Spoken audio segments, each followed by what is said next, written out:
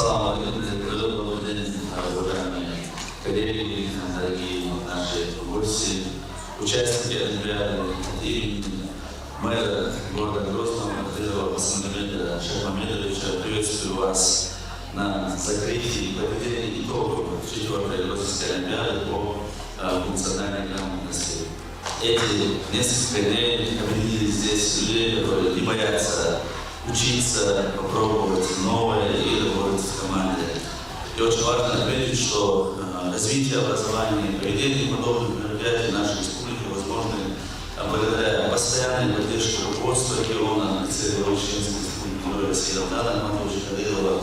Особенно благодарю его за создание условий, в которых и педагоги, и ученики могут расти, экспериментировать и добиваться новых результатов.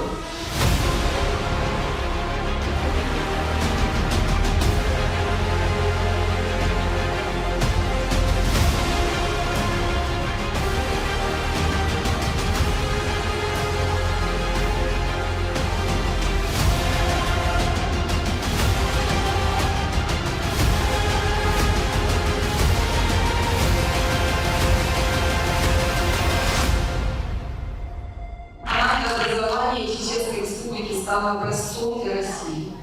И не случайно сюда приезжают и подсматривают, и учатся у вас.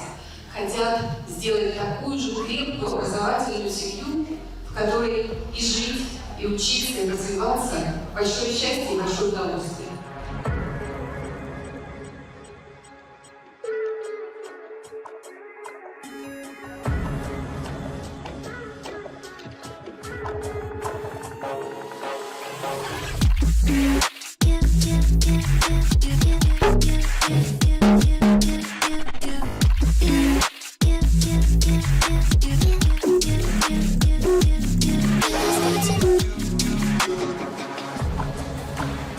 Ребята показали необыкновенную командную работу.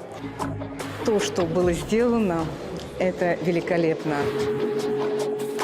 Мне кажется, что каждый раз Олимпиада Грозненская становится все более интересной. Это действительно масштабное событие. Мы долго и упорно к этому шли, и, наконец, мы победили.